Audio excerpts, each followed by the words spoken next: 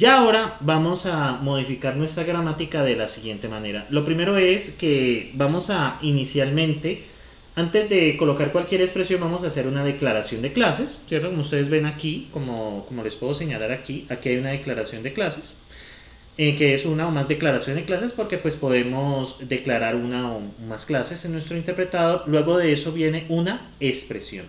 Y bueno, luego, ¿qué es una clase? Una clase pues tiene un identificador extends, ¿cierto? La palabra extend, identificador para manejar herencia. File, identificador, pues mire que viene con cerradura, quiere decir que es cero o más files, son los campos, y luego vienen las declaraciones de métodos. Luego de la declaración de métodos, ¿cierto? Viene aquí method identifier, ¿cierto? Luego viene, perdón, identificador, luego viene una serie de identificadores, el nombre del método, los parámetros de entrada que están separados por coma y una expresión, que es lo que hace el método. Y bueno, esto vamos a llamarlo una declaración de método. Bien, ahora, esto es para declarar clases, pero ahora debemos hablar de los objetos. Entonces, para ello, se deben agregar nuevas reglas de producción para las expresiones de modo que se puedan crear objetos, invocar objetos y hacer superllamados. Los superllamados, ya vamos a irlos manejando más adelante, tienen que ver que desde una clase de edad yo puedo llamar a una clase padre, pero eso ya lo iremos viendo con más calma. Entonces, una expresión new, identificador, expresión, ¿cierto? Que viene new, un nombre, y una lista de expresiones separadas por comas va a ser la creación de objetos. Send, expresión identificador, expresión en separado por comas, que va a ser la invocación de un método. Y super, identificador y expresión, que va a ser el llamado a un método de una clase padre. Eso lo iremos viendo ya en el diferente código. Entonces, de acuerdo a esto, ya vamos a tener que los valores denotados, recuerden, valores denotados son aquellos que están almacenados en las diferentes variables en memoria, y el valor expresado que vamos a tener. Vamos a tener un número, un protval, un objeto y una lista de valores expresados. Bueno, la lista no es muy difícil de construir, eso lo mostraremos en un momentico. Y muy bien, ya ahora vamos a hablar de algunos ejemplos de objetos y semántica. Entonces, miren ese objeto. Primero, se declara una clase C1 que extends object. Cuando aparece object, quiere decir que no tiene padre, ¿cierto? Por razones de delimitación de la librería no podemos eliminar esta palabra extends, produciría un conflicto, es decir, ponerla como que pueda estar o no puede estar, no se puede. Entonces, sencillamente, pues en caso de que no vaya a haber, la clase no tiene padre, colocamos object, eso ya luego en el código lo validamos.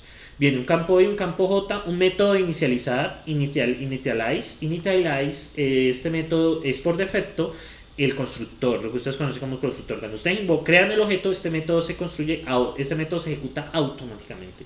Eso quiere decir que initialize es una palabra reservada. Bueno, luego viene el método con app que hace esto, y un método de getState, list y j. Muy bien. Entonces, en el código anterior se declara una clase C1, como ustedes pueden ver, que extiende de object. Y cada objeto C1 contendrá dos campos llamados, I y J, y tres métodos llamados initialize, conApp y getState. Y los nombres de los métodos corresponden a los tipos de mensajes de las instancias que C1 puede responder. Muy bien. Miren este otro código. Las clases definidas en el código anterior se pueden manejar con esto. Entonces, estos que ustedes ven aquí es la expresión, ¿cierto? Esto de aquí es la expresión que está relacionada con esto, ¿sí? Entonces, tenemos, bueno, T1, T2 y miren acá, new C1, ¿cierto? Miren acá, esta es la creación y le decimos qué clase queremos. La C1, un objeto o 1 es un objeto de la clase C1 y miren, 3. ¿Por qué 3? Porque el pena recibe un argumento. Por eso les mencioné que ese método de initialize es el método constructor. Y bueno, de acá podemos enviar mensajes de getState, luego ejecutar este método, luego send on getState y bueno, con la primitiva list podemos crear una lista. Muy bien. Entonces, en el objeto anterior se crean dos variables T1 y T2 y un objeto de la clase ya definida, o 1. Cuando un objeto es creado por medio de un new, su método de initialize es invocado. En caso de initialize, igual a I a 3, E, J igual a menos 3. ¿Por qué? Porque pues si ustedes ven, entra un 3, este igual a 3, igual a menos 3. Muy bien. Y luego, bueno, en el método LED de método getState o 1 invocado, retorna la lista 3, menos 3. ¿Por qué? Porque si ustedes ven, pues esto retorna un list de IJ. No hemos hecho nada. Ahora en conApp, ¿cierto? Cuando ejecutamos conApp, con 2, miren acá, pues al primero le suma 3 y al segundo le resta 2. Porque pues esto es lo que hace. Aquí, miren, al primero le suma 2 y a este le resta pues quedaría 5 y menos 5 respectivamente, ¿sí? Entonces, bueno, retorna menos 5 y menos 5. El último valor list, pues es 3, 3, 5 menos 5. He retornado como el valor de todo el programa. Entonces, muchachos, ¿qué sucede ya aquí? Miremos este siguiente ejemplo. Esto es la implementación de un árbol. Entonces tenemos un nodo interior, ¿cierto? Un nodo con hijos que tiene un campo left, right, método initialize, L,R, pues inicializar el árbol izquierdo y el árbol derecho, y un método zoom. El método zoom, pues, ¿qué hace? Le ordena al left ejecuta el método zoom y le ordena al right que ejecute el método zoom, porque se supone que esos métodos son árboles también. Y ahora miren este left node, este object, first value initialize, ¿cierto? Pues pone un valor y método zoom devuelve el valor, o sea, sumar las hojas de este árbol, pues si es un nodo hoja, pues va a retornar esto. Y observen una cosa, este se llama zoom y este se llama zoom. Y vamos a ver algo. Cuando tenemos este caso, vamos a declarar o1 new interior node, ¿cierto? Este tiene internamente, este es left, este es right. Entonces el left es un nodo interior, pues que cuyo left es leaf node, una hoja con 3, y el de derecho con 4 y ejecutamos o1 zoom. Miren acá una cosa. En el código anterior se tienen dos clases de nodo, interior node y left node. Para encontrar las sumas de un nodo, las sumas de las hojas de un nodo se invoca el método zoom. Pero hay algo muy interesante. Yo no sé a ciencia cierta a quién estoy llamando, ¿cierto? Yo no sé si estoy llamando a un interior node o a un left node. Entonces, ¿qué pasa con esto? Esto es polimorfismo. Miren acá, ¿por qué es polimorfismo? Porque si invoco el método zoom de esta clase, me va a invocar la suma de los dos hijos, que es left y right. Pero acá, si es un left node, me va a volver directamente el valor. Observen que el comportamiento es diferente. Eso es un ejemplo de polimorfismo. Y esto se llama un despacho dinámico de métodos. Cuando ustedes ejecutan un método de esta manera, pero uno no sabe a ciencia cierta a qué clase le está mandando, ¿cierto? Esto es un despacho dinámico. Ya el mismo método se encarga de solucionar el problema. Entonces, de esta manera, él va enviando los mensajes directamente. Entonces, en el primer mensaje acá, le envías a este y a este, ¿cierto? Entonces, ¿qué pasa? Cuando ya le envía este, pues ya sabemos que retorna 5. Ahora, ¿qué pasa? Este y este, ¿cierto? Va a retornar la suma entre estos dos, ¿cierto? Y luego este va a retornar la suma entre estos dos, entre 3 y 4. Entonces, cuando hay interior node, retorna la suma de estos dos. Cuando un leaf node, simplemente retorna el valor. Entonces, como ustedes pueden ver, el comportamiento cambia. Miremos otro ejemplo, ¿cierto? En el caso que uno quiera invocar métodos dentro del mismo objeto, nosotros podemos utilizar un indicador que se llama self. Este self se utiliza mucho en Python para el manejo de los métodos y el manejo de los atributos. Entonces, este está ligado directamente al objeto del cual es invocado. Es decir, es como si invocaran dentro del código un objeto del mismo objeto. Ese self es lo que ustedes utilizan en this, que ustedes utilizan en Java, en C++, como this. Entonces, por ejemplo, class oDeven extend object, método inicialize, bueno, no hace nada, retorna 1. Método even, it's 0n, entonces devuelva 1. Si no, send self odd1 sub 1 de n, ¿cierto? Entonces, miren acá, self. Send self. Cuando ustedes quieran invocar algo internamente, ustedes pueden utilizar send self. ¿Qué pasa? Este self, cuando ustedes hacen esto, ¿cierto? Cuando ustedes hacen C1 o DD, este self, este es el self. Es como si ustedes tuvieran aquí O1 y O1. Depende del método que ustedes, de la instancia de objeto que ustedes estén utilizando. Esto es muy útil para manejar polimorfismo, ¿cierto? Vamos a ver adelante unos ejemplos donde esto ya se ve como la utilidad de esto poderosamente. Entonces este es O1, ¿cierto? Básicamente reemplazan self por este que está acá, ¿sí? Bien. También la herencia pues, nos permite definir clases a partir de clases ya existentes.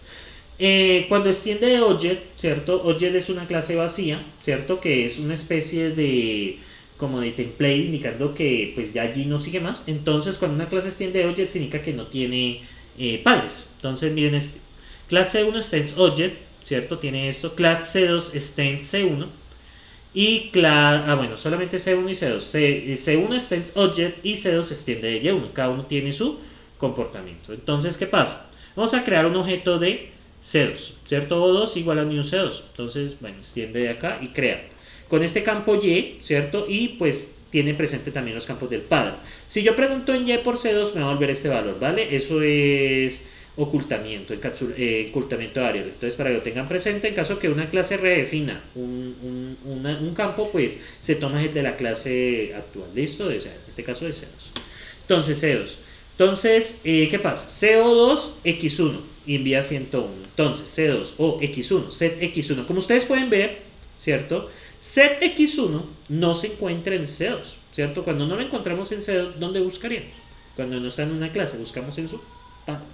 Entonces, si ustedes ven, aquí está set X1. Entonces, el valor de X le coloca V. Entonces, este X pasa a ser 101 en este ejemplo. Luego, set Y1, 102. Como ustedes pueden ver, aquí no está Y1. Entonces, ¿qué hacemos? Sencillamente vamos acá y le ponemos 102. Entonces este file, cuando este set, entonces pasaría a ser 102. Ahora, set Y2 999. Entonces este set Y2, ¿cierto? Miren acá, set Y igual a V. Como está aquí directamente el método, entonces cambiamos esta Y. Si el método estuviera, perdón, este es 999. Si el Y estuviera, digamos, si no estuviera acá, pues habría cambiado este de acá. Pero entonces hay que tener presente esas cosas. Luego, entonces, vamos a hacer una lista set O2 X1, ¿cierto? Retorna 101, ¿cierto? Porque pues este X1, perdón, entonces este X1 no está acá, entonces lo buscan en papá. Entonces, set X1 devuelve X, que vale 101. Set Y1, mismo comportamiento, ¿cierto? Set X2 retorna X, ¿cierto? Pero miren, esta X no está acá, si no la encuentra allí, la buscan en el papá. ¿Y qué pasa? En el papá vale 101, entonces por eso retorna 101. Y Y2, en consecuencia por eso retorna Y. Muy bien. Entonces, bueno, esto aquí básicamente explican esto. Miren este otro caso que manejan el cel. Por favor, le pido que presten un poquitico de atención. Entonces tengo un C1 y un C2, ¿cierto? Y M3 tiene self M2. Entonces viene este código. Creamos un objeto de C1 y creamos un objeto de C2, ¿cierto? Recuerden que son objetos diferentes. Entonces invocamos M1, M2 y M3. Entonces M1, ¿cierto? Retorna 1. Aquí está. M2, ¿cierto? Retorna este. Y M3 dice send self M2. Pero ¿quién es el self en este caso? Viene siendo O1. Entonces send O1 de M2. Pues O1 es un objeto de la clase C1. Entonces pues se ejecuta aquí y me va a volver 100, ¿cierto? Miren acá. Ahora, send O2, voy a marcarlo con rojo, M2, ¿cierto? Send O2, M2. Entonces, ¿qué pasa? Aquí no está M1, entonces devuelve 1, ¿sí? Que cosa que está acá. Send O2 de M2, ¿cierto? Pues devuelve 2 porque está aquí, ¿listo? Entonces devuelve 2 de C2. Y ahora, que send O2 de M3. Entonces, miren, aquí no está M3, pero aquí está send M3 send self. Ahora este self es O2, ¿sí? Es O2. Es el mismo objeto que usted está creando. Tengan mucho cuidado cuando estén evaluando esto. Es el mismo objeto. Entonces, ¿qué pasa? M3. Entonces voy a llamar send O2 M2. Y miren, retorna este de acá. Eso nos permite invocar métodos desde cualquier nivel del objeto. Es decir, desde la clase padre podemos invocar uno de los métodos hijos. Pero bajo este enfoque. Send self, ¿cierto? Self es la que usted especificó acá, es el objeto en sí mismo. Entonces, ¿qué haría send O2 de M2? Y al send O2 clase 2, pues retornaría 2. Entonces, eso hay que tenerle mucho cuidado. Muy bien, aquí está explicado, pues que eso es básicamente un despacho dinámico de métodos, porque a la larga yo ese send, self, miren que cuando es una clase 1 tiene un comportamiento y cuando es de clase 2 tiene otro comportamiento. Cuando es de 1 ejecuta este, pero cuando es de clase 2 ejecuta este. Entonces hay que tener muy presente eso. Bien, y en nuestro lenguaje vamos a utilizar despacho dinámico de métodos. Entonces, ahora tenemos el otro caso que es un llamado hacia un super, ¿cierto? Y este es el mejor que podemos tener. Miren, acá tenemos esta clase color point, point, bueno, tienes XY y tenemos color point. Y bueno, básicamente extiende esta clase agregándole el campo color.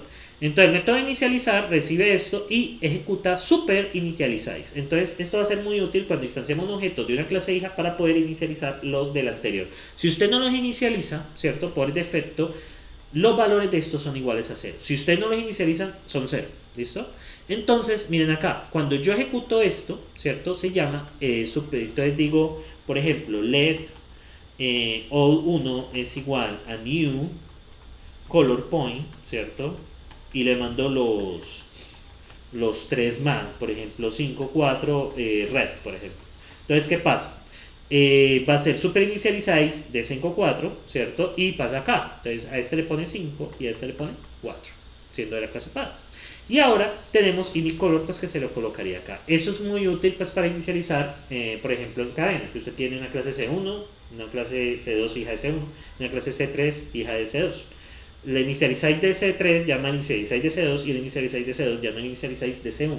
Si no, esto por defecto, el valor por defecto, ¿cierto? El valor por defecto es C, ¿listo? Entonces para que lo tengan presente.